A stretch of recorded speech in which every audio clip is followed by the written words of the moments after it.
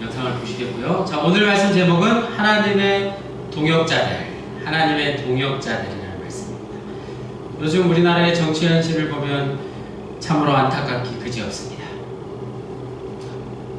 하지만 정치인들만 나무랄 게 아니라 가만히 생각해 보니까 그동안 우리 국민들이 얼마나 정치에 무관심했나는 반성을 하지 않을 수 없습니다. 그런가요? 초등학생들도 다 아는 대로 민주주의는 주인이 누구죠? 대통령인가요? 민주주의는 주권이 대통령이 아니라 국민에게 있다는 것을 우리는 새삼 절실히 깨닫고 있습니다. 정치를 외면한 백성에 대한 가장 큰 대가는 가장 정질스러운 사람들에게 지배당하게 될 것이라고 오래전에 유명한 철학자가 말을 했습니다. 우리는 그 말을 기억해야 합니다. 정치뿐만 아니라 교회도 마찬가지입니다. 교회의 주인은 하나님이십니다. 오늘 이 시간 우리는 하나님이 주인 되시는 교회를 만들기 위해서 내가 어떻게 노력을 하고 있나, 이 점에 대해서 생각해 보기를 원합니다. 정치와 마찬가지로 교회는 어느 한 사람에게 필요 이상의 권력이 집중되거나 혹은 한 사람에게 지나치게 의존하는 것을 막으려는 노력이 동시에 필요합니다. 그러한 노력이 있어야 합니다. 그런 위험이 가장 높은 사람이 누굴까요? 당연히 앞에 있는 담임사관과 같이 담임 사역, 담임 목회를 하고 있는 사람들입니다. 담임 목회자는 교회에서 벌어지는 모든 일들, 즉 예배를 준비하는 일과 교인들을 섬기는 일들을 직업적으로, 다시 말해서 전적으로 풀타임으로 사역하고 있기 때문에 그렇게 생각합니다. 담임사관이 가장 고난도 많고 담임사관에게 의존하는 일이 가장 많습니다.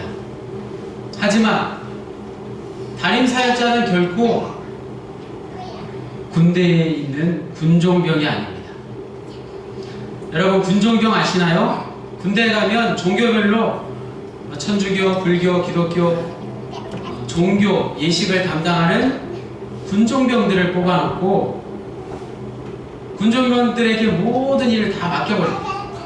당연히 훈련해서 열애시켜놓고 오로지 군종병에게 교회의 일을 모두 맡겨버리니 군부대에 있는 교회는 어떻게 될까요? 당연히 성장할 수가 없는 것입니다. 오늘 본문의 배경은 이렇습니다. 고린도 교회의 개척자였던 사도 바울이 이제 교회를 떠난 후에 후임자로 아볼라가 왔습니다. 여러분, 아볼라가 누구일까 궁금하셨죠? 바울과 마찬가지로 고린도 교회를 맡아서 목회를 한 목회자예요. 사역자가 된 것입니다. 고린도 교회는 바울과 아볼로 같이 훌륭한 목회자를 통해서 부흥하고 성장하는 교회가 되는 듯 했습니다. 안타깝게도 신앙적인 뿌리가 깊지 못했기 때문에 고린도 교회는 더 이상 성장하지 못했습니다. 그래서 고린도 교회 내에는 늘 분쟁이 있었습니다. 고린도 교회 내에 파벌이 생겨서 바울파요, 아볼로파요, 게바파요, 그리스도파요, 이렇게 패가 갈려 교회가 갈기갈기 찢어지자 사도 바울이 오늘 말씀을 통해서 고린도 교회 교인들을 책망하고 교훈하게 된 것입니다. 고린도 교회 교인들의 모습은 한마디로 육신에 속한 사람들의 모습이었습니다. 고린도 교회 교인들 가운데 바울을 좋아하는 사람들은 어떤 사람들이었을까요?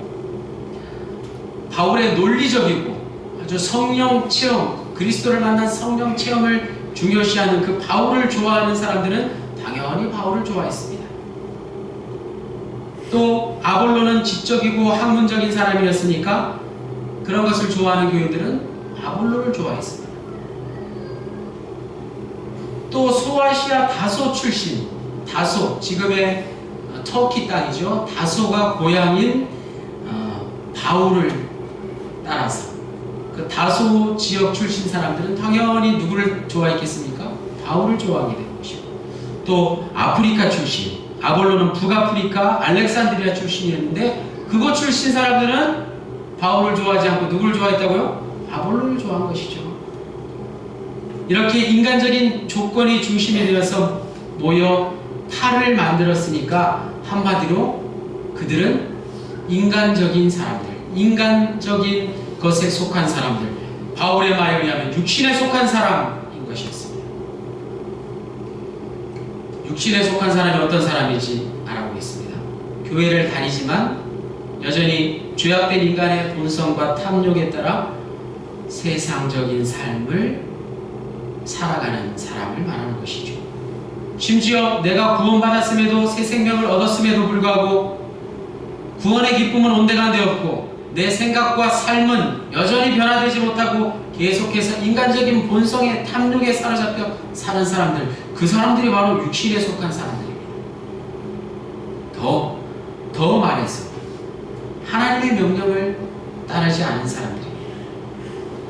예수 그리스도를 닮아가지 않는 사람들, 성령의 인도를 받지 않았습니다. 육신에 속한 사람은 하나님 중심의 삶을 살지 않았고 자기 중심의 삶을 살았습니다. 하나님의 뜻을 당연히 따르지 않고 자기 욕심과 자기 감정에 따라 말하고 행동하는 사람들을 육신에 속한 사람이라고 합니다. 참 무서운 말이죠. 예수를 믿으면서도 이전 것은 버리지 못하고 신앙과 인격이 미성숙한 사람들을 육신에 속한 사람이라고 말합니다. 어쩌면 저와 여러분이 육신에 속한 사람의 모습으로 살아가고 있는지 모릅니다. 우리 모두가 그렇습니다. 1절로 2절에 바울은 육신에 속한 사람을 한마디로 뭐라고 말했습니까? 어린아이라고 말했습니다. 잘 생각해 보십시오.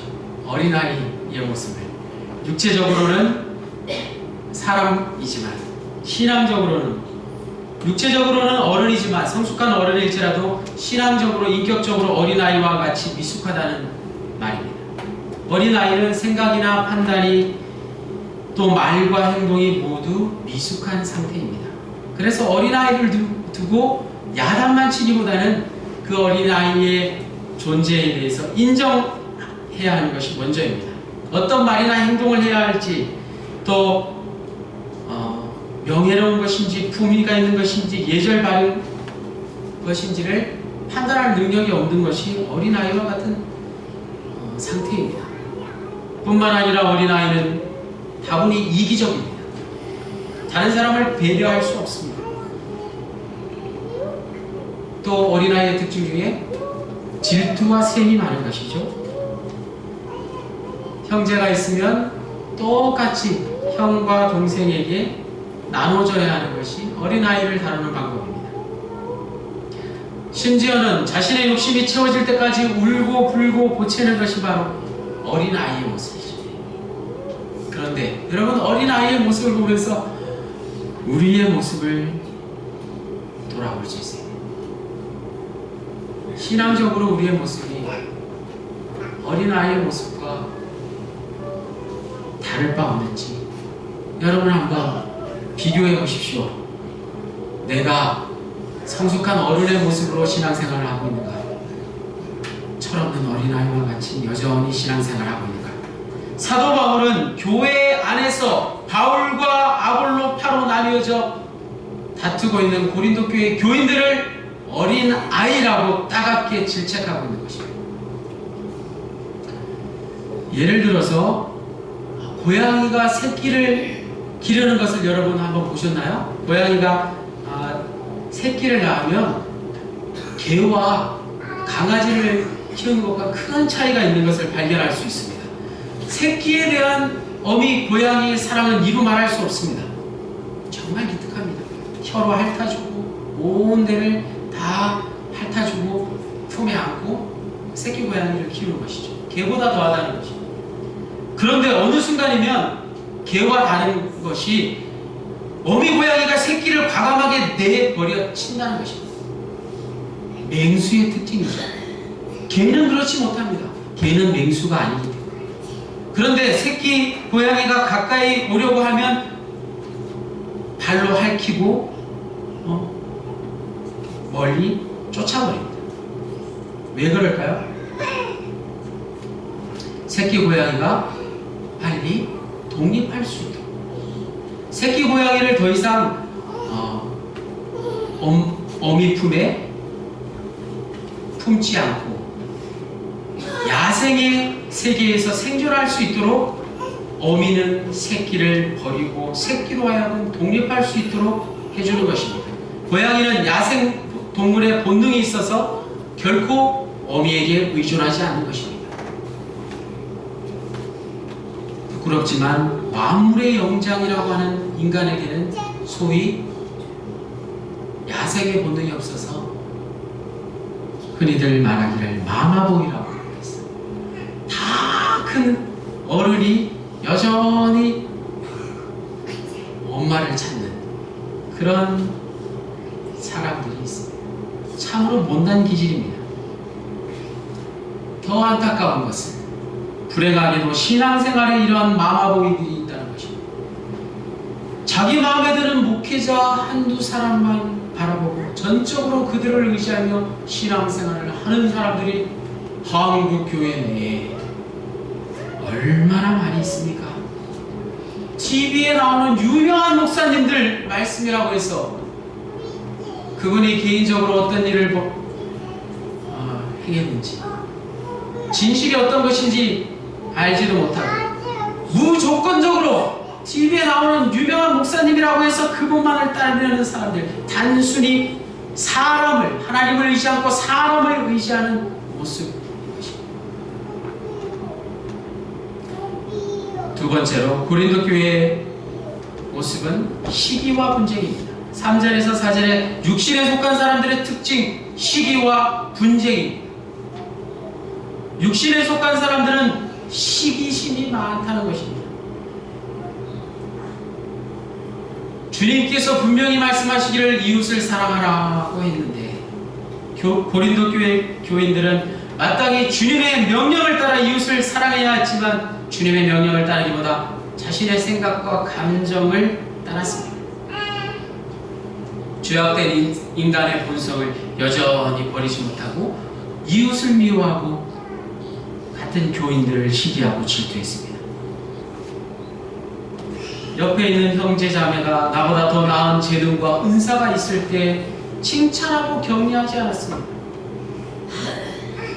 내 주위 사람들이 잘 되는 일을 보면 자랑스러워하고 축하해 주어야 하지만 그렇게 하지 못한 것입니다. 초상집에 가는 것보다 잔치집에 가는 게 더 힘들다는 말이 있습니다. 초상집에 가서 그저 슬퍼해 주는 것은 할 수 있지만 내가 정말 안 좋은 일이 있는데 배 아프게 남의 잘된 집에 가서 칭찬해 주기는 더 힘든다는 뜻입니다.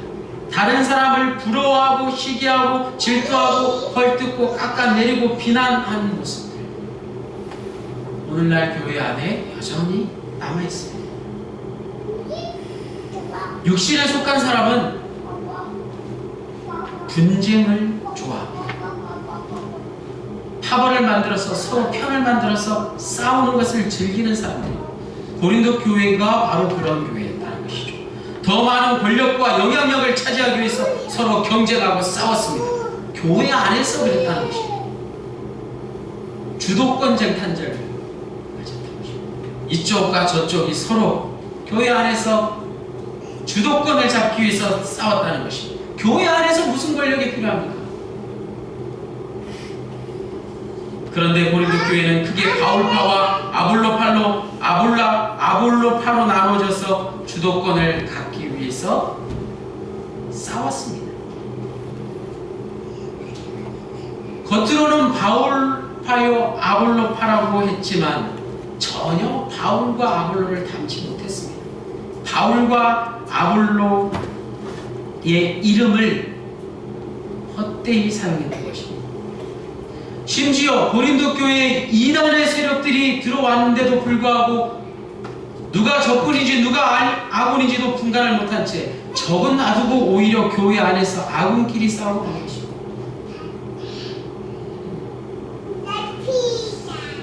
교회를 건축할 때 대부분 대출을 받지 않을 수 없습니다. 잘 생각해보면 은행의 대출 담당자가 무엇을 보고 대출을 해줄까 궁금합니다. 세상적인 기준으로 볼 때 은행 대출자는 분명히 세상 사람이죠. 세상의 관점으로 볼 때 교회는 담임 목사나 담임 사역자를 보고 평가하지 않을 수 없기 때문입니다. 어느 목사님에게 은행 대출 담당자가 이렇게 말했다고 합니다. 우리 은행은 목사님 교회에 대출을 해줄 수 없습니다. 왜냐하면 그 교회의 주인은 바로 담임 목사님이기 때문입니다. 만일 담임 목사님이 잘못되면 그 교회는 문을 닫게 될 것이고 우리 은행은 돈을 받을 길이 없습니다. 그러니 대출을 해줄 수 없습니다. 이 말은 하나님만이 주인이 되지 않는 교회는 사람이 주인이 되어서 세상 사람들조차 믿을 수 없는 나약한 교회가 되고 마는 것이라는 경고의 메시지인 것입니다. 그래서 우리가 해야 될 일은 하나된 교회를 이루는 것입니다. 5절에서 9절까지 말씀에 나와 있듯이 사도 바울은 교회가 아름다운 신부로서 신랑 되신 주님 앞에 서려면 화목한 교회가 되어서 하나된 교회를 이루라고 말씀하고 있습니다. 신부 입장을 할 때 어떻게 하죠? 아름다운 드레스를 입고 세상에서 가장 아름다운 모습으로 신랑 앞에 나아가지 않습니까? 이리저리 갈기갈기 찢겨진 모습으로 신랑 앞에 나아가면 신랑의 마음이 어떠하겠습니까? 교회의 모습은 갈기갈기 찢긴 신부의 모습이 아니라 아름다운, 가장 아름다운 신부의 모습이어야 한다는 것입니다. 바울과 아볼라가 아무리 위대한 사역자라고 할지라도 그들이 주인이 아니라 하나님만이 주인이시고 바울과 아볼라를 포함한 교인들 모두가 주님의 일꾼으로 하나 되어 하나된 교회를 만들어야 된다는 사실을 오늘 본문 5절로 9절은 말씀하고 있습니다.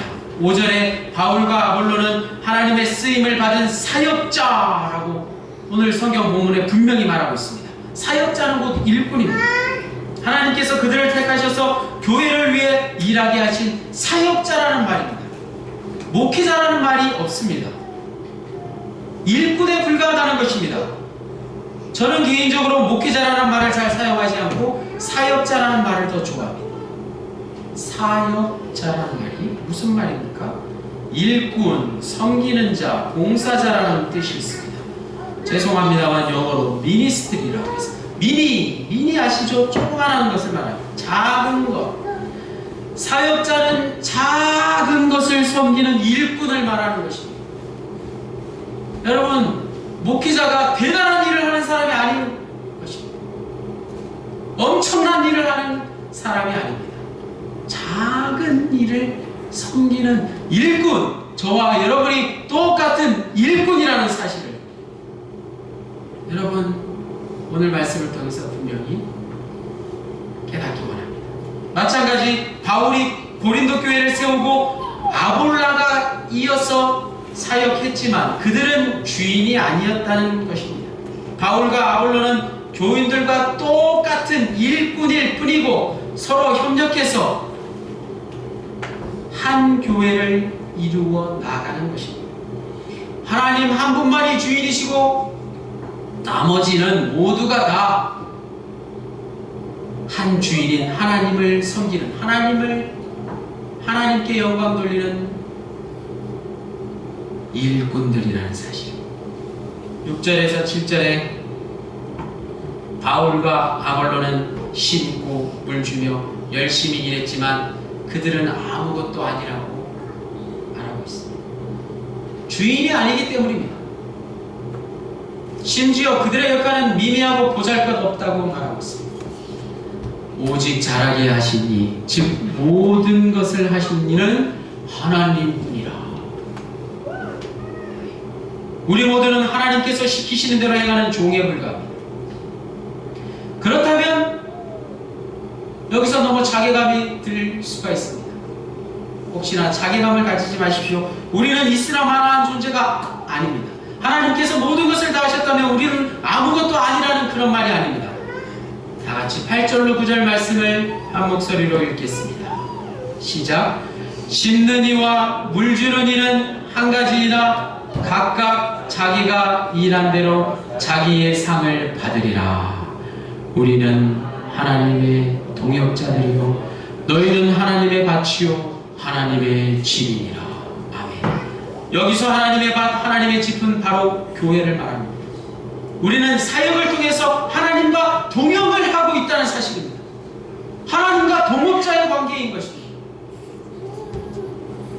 하나님은 교회를 통해서 동업자를 찾고 계십니다. 하나님의 동역자로서 필요한 것은 마땅히 그를 섬기고 그의 말씀에 순종하는 것입니다. 교회 안에서 하는 모든 일들, 기도와 말씀과 전도와 섬김과 봉사와 예배를 통해서 주인 되시는 하나님께서 여러분과 함께 하시기를, 여러분과 동업하시기를, 우리가 하나님의 동역자 되시기를 간절히 원하고 계십니다. 다시 한번 고백합시다. 교회의 주인은 하나님 한 분이십니다. 하나님 한 분밖에 다른 주인은 없습니다. 베드로의 고백, 마태복음 16장 16절에 주는 그리스도시요 살아계신 하나님의 아들이시니이다. 이 고백처럼 하나님만이 주인이심을 고백하는 신앙 고백이 우리의 삶 가운데 분명하다면 교회는 그 어느 곳에 세워진다 할지라도 반석 위에 세운 교회가 될 것입니다. 음부의 권세가 교회를 이기지 못하고 저 천국의 열쇠를 가진 교회가 될 수 있습니다. 반대로 교회가 인간에게, 사역자에게 뿌리를 내리는 그 순간 넘어진다는 사실. 교회가 인간에게 뿌리를 내리고 의지하면 그 즉시 무너지고 만다는 사실입니다. 하나님께 뿌리를 내릴 수 있어야 합니다. 저 같은 사역자는 그저 씨를 뿌리고 잠시 와서 물을 주고 가는 사람일 뿐, 뿌리를 깊이 내려야 할 곳, 이곳에 계신 여러분들이 더욱 뿌리를 깊이 내려야 할 곳은 하나님의 밭이요 하나님의 집, 곧 하나님의 말씀입니다. 하나님의 말씀에 뿌리를 깊이 내릴 때에 반석과 같은 교회가 됩니다. 교회와 믿음의 터는 오직 예수 그리스도. 그렇지 않은 많은 교회와 사람들이, 교인들이 불같은 사단의 시험이 닥쳐올 때 다 무너져버리고 마는 것입니다. 하나님이 주인이시니 일꾼들은 그 주인의 뜻에 따라 일해야 하는 것이 마땅하고, 주인 되신 하나님을 기쁘시게 하기 위해서 날마다 최선을 다해야 하는 것입니다. 그러므로 우리 구세군 납병영문의 주인은 하나님이십니다. 우리의 주인 하나님이십니다. 반대로 하나님만이 주인 되시는 교회가 되지 않고 사람이 주인인 교회가 되면 저 세상 사람들조차 믿을 수 없는 나약한 교회가 되고 만다는 것입니다. 저와 여러분은 모두가 하나님의 동역자입니다. 오늘 말씀의 제목처럼 하나님의 동역자이심을 여러분 잊지 마십시오. 사람과 동업하는 게 아니라 하나님과 동업하는 하나님의 동역자이심을 기억하십시오. 하나님의 동역자는 하나님께 뿌리를 깊이 내리고 신앙생활을 해 나가는 사람들인 것을, 하나님의 동역자로서 남은 여생을 주님과 동행하시기를 주님의 이름으로 간절히 축원합니다. 하나님 감사합니다. 우리 낙평영문이 인간을 의지하는 교회가 아니라 하나님 아버지 한 분만을 주인으로 모시고 주님만을 의지하기 원합니다. 하나님, 세상 사람들이 교회를 얕보는 것이, 교회가 사람을 의지할 때 세상 사람들의 놀림이 되고 사단마귀에 발휘되는 줄 믿습니다. 하나님 아버지 한 분만을 모시고 하나님 아버지 말씀 가운데 반석과 같은 교회 되기를